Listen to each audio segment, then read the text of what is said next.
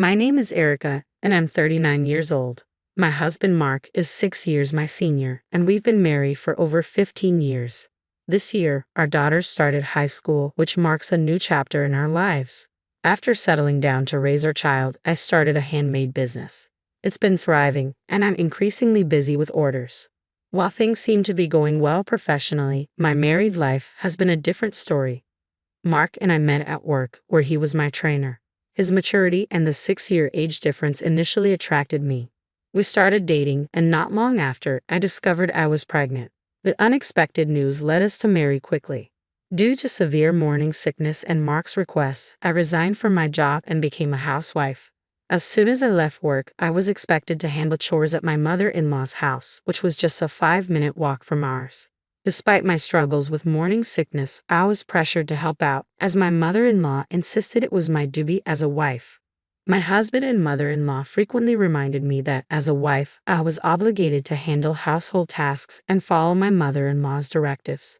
This constant pressure made me start believing that I had no choice but to comply. Living with a growing child and having quit my job made it hard for me to rely on my own parents for support. Divorce was never a consideration at the time. Fortunately, Mark was kind to our daughter, Nancy, and I managed to endure the situation.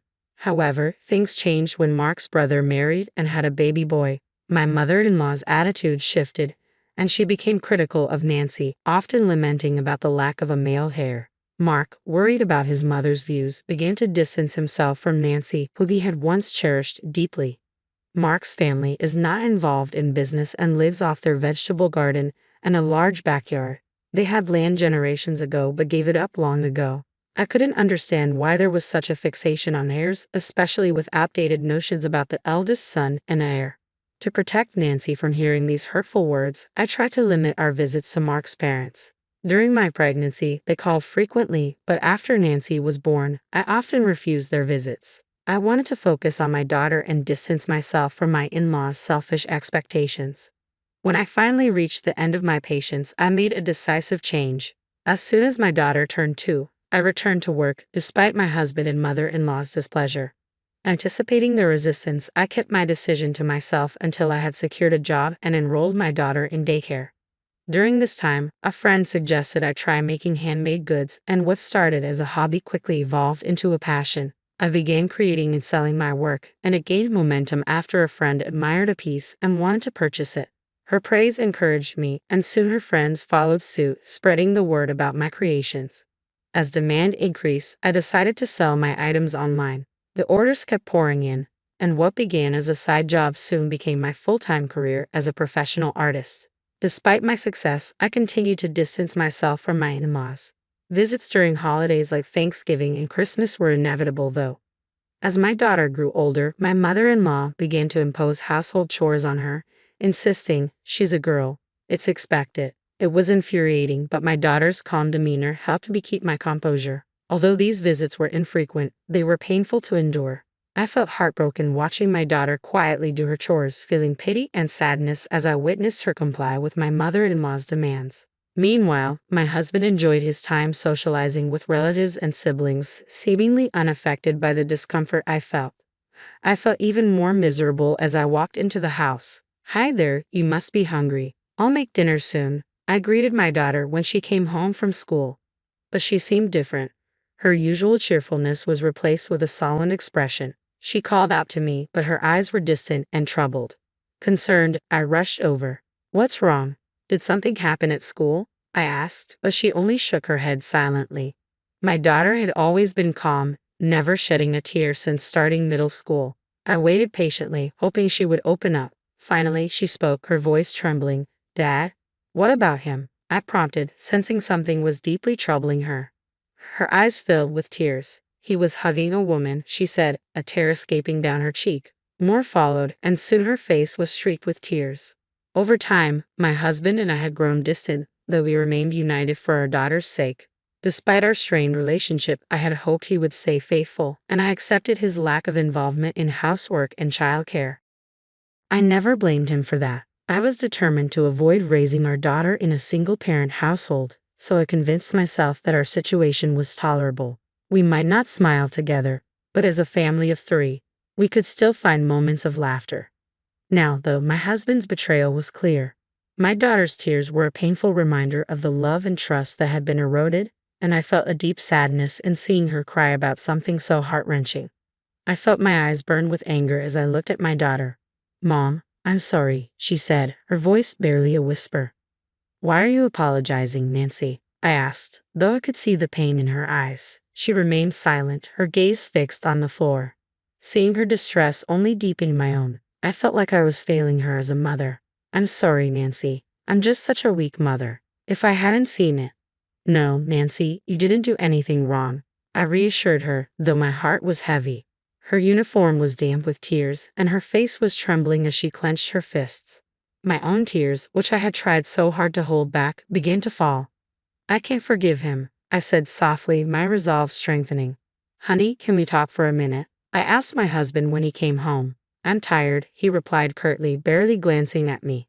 His cold tone would usually have silenced me, but today was different. "I have something important to tell you," I said, struggling to stay calm. He clicked his tongue in annoyance and sat down across from me at the dining table. "What's it about? What have you been up to today?" "Of course, I was working," I answered, though his dismissive attitude only fueled my frustration. Without warning, he slammed his hand on the table, yelling, "What are you asking me?" I took a deep breath and continued, "I saw you hugging a woman." I didn't mention that Nancy had seen it too. My husband's reaction was immediate and harsh. "So what?" he snapped, looking at me with a scowl. "What about it?" "Are you cheating on me?" I asked, my voice trembling. He laughed derisively. "What else could it be?" His mockery left me speechless, my mind reeling from his offensive demeanor. As he noticed my reaction, he looked at me with an expression that mixed disdain and curiosity. "What's wrong with that?" he asked, his tone dripping with contempt. "What do you have to complain about?" "It's an affair," I said, struggling to keep my voice steady. "You don't even care about our relationship." His response was chilling, as if it were all just a matter of fact. "We got married because you were pregnant. We stayed together out of obligation. What more do you want from me?"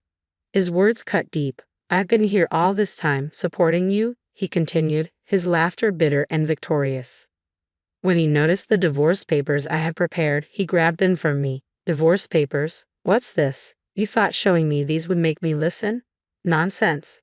If you want it so badly, I'll sign them for you," he said with a sneer. He filled out the papers with exaggerated motions and threw them at me. "How can you even think of divorcing me? I've been taking care of you while you're not even working. You quit your job just because you had a baby. You're nothing."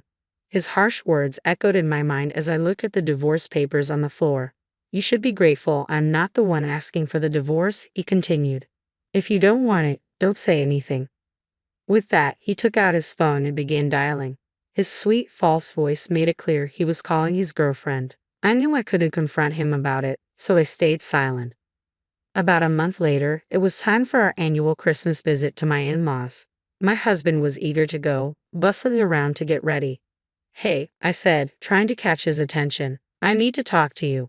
"Not now. We're running late," he replied dismissively. "You can talk to me at my parents' house." He hurriedly bundled me and our daughter into the car, his excitement palpable. As usual, he was the only one chatting cheerfully, while I felt the weight of our unresolved issues and his lack of respect. "Welcome home," he said as we arrived, but his words felt hollow and meaningless to me. When we arrived, my mother-in-law greeted us with a forced smile and ushered us into the living room. We exchanged pleasantries with the relatives who had arrived before us. "Oh my God, it's so nice to see you after such a long time," my mother-in-law said with exaggerated cheerfulness. Her emphasis on long time hinted at her displeasure over my recent absence. I knew she resented that I hadn't been visiting as often. "As my daughter-in-law, you need to help with the chores," she always said whenever I came over, though she never asked the same of my brother-in-law's wife. But then again, they lived far away and rarely visited. My mother-in-law directed me to the kitchen. I didn't mind helping at first, but when she also urged my daughter, Nancy, to join, I felt a pang of frustration. "No, I began, but my mother-in-law cut me off. "She's a girl, she should be able to do this," she said, her tone dismissive. At that moment, something inside me snapped. I turned to my husband, who was preparing drinks. "Honey, we need to talk." "What is it now?" he responded, irritation evident on his face. "This can't wait. It has to be now," I insisted, ignoring his annoyed expression. Erica, let's handle this later, he said, clearly wanting to avoid the confrontation. Let's focus on the party for now. But my mother-in-law interrupted again, concerned about how her relatives would perceive her. You're my daughter-in-law. I have plenty of work for you, she said, trying to divert attention from the issue at hand. After scanning the room and seeing the curious glances of her guests, she muttered, on Christmas Day, I'll make sure she and her daughter handle everything. Taking a deep breath, I stood up, holding my daughter's hand firmly. I'm done with this. I'm getting a divorce. What? What are you talking about? My husband and mother-in-law gasped in shock, their faces a mix of confusion and disbelief. I tried to ignore the chaos and focus on leaving with my daughter, but they blocked our way. What do you mean by divorce? My mother-in-law demanded, her voice rising in disbelief. She glared at both me and my husband, who was clearly caught off guard. It was evident he hadn't been expecting this revelation. I mean exactly what I said. I'm divorcing this man, I replied firmly. What? I didn't hear anything about this, my husband stammered. What's going on? You told me to go ahead and file the papers if I wanted a divorce. Well, I've done just that, I said, my tone unwavering. My husband was left speechless, clearly unable to process the situation. His optimism had clearly blinded him to the reality of our marriage. You weren't serious about this, were you? He finally managed to ask. Of course I was serious, I replied. Thank you for the papers. I've already submitted them. And as for why I'm telling you here, look around. This is exactly why. You've avoided any real conversation about this, and now we're facing it. My husband's face turned red as he realized the full extent of the public humiliation he was enduring. He had avoided discussing our issues, and now the consequences were unavoidable. But my mother-in-law wasn't done. What's this about? I can't believe you're divorcing my son. You must have done something wrong, Erica. I looked at her incredulous. How can you be so sure I'm at fault? Your son is trembling, and you still think it's all my fault? My husband was clearly at a loss for words, flustered by the unexpected revelations. My mother-in-law, still in shock, demanded, how am I going to explain this to others? I turned to Nancy, who had been watching the scene unfold. Nancy, why don't you tell them what you saw? Nancy's cold gaze cut through the tension as she spoke. Even though Dad is cheating on Mom. What? My mother-in-law froze, unable to process the new information. My husband, stunned, could only look at Nancy in disbelief. Why? Nancy asked, her voice trembling. I saw you hugging another woman. What? My husband stammered, clearly caught off guard. It's okay, Nancy, I said gently, though I could see the disgust in her eyes. She no longer wanted anything to do with her father, and it broke my heart a little. I wondered if I should have kept her from coming today, even though she'd insisted on it. Are we done here? I asked, ready to leave. This is false accusation, my husband suddenly blurted. You have no proof. I'm not divorcing you. His defiance caught me off guard. How can you say that? You've always claimed you never loved me. Is this about maintaining appearances? You don't have any proof, he shouted, stuttering as he tried to defend himself. I calmly reached into my bag and pulled out several photos, scattering them across the floor. Here's your proof, I said. The photos showed him walking hand in hand with a young woman. The evidence was undeniable, and he could no longer deny his actions in front of his extended family. His face turned red as he scrambled to gather the pictures. Why did you? He began, but his voice trailed off. I think you've gone too far, I replied. I never condoned cheating.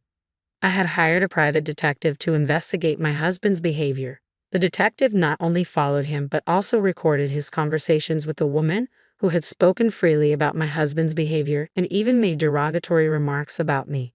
How did you know that? My husband asked, his face paling. The relatives surrounding us looked on in shock, and my mother-in-law's face was one of disbelief. Mary, I'm not your son anymore. My husband said. Even if I was married to your son, I had no obligation to take care of this house. I said firmly. I'm done. From now on, please contact my lawyer. With that, Nancy and I left. I had already filed for divorce and was pursuing alimony. Although my ex-husband initially resisted, the hard evidence I presented made him concede. I also filed a claim against the woman he was involved with, and she agreed to compensate me. The scandal spread among their relatives and neighbors, causing them considerable embarrassment. My daughter and I embarked on a new chapter, free from the ties that once bound us. As a handmade artist, my business thrived with an influx of online orders. My daughter informed me that our story had even made its way onto social media. I'm finally free from the constraints of my past. Despite the hardships, I now have the opportunity to do what I want, take care of my daughter, and fully enjoy my life.